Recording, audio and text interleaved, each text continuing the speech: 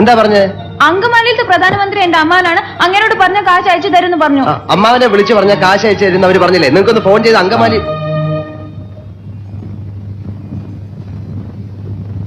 അങ്കമാലിയിലെ അമ്മാവൻ ആരാന്ന് പറഞ്ഞു?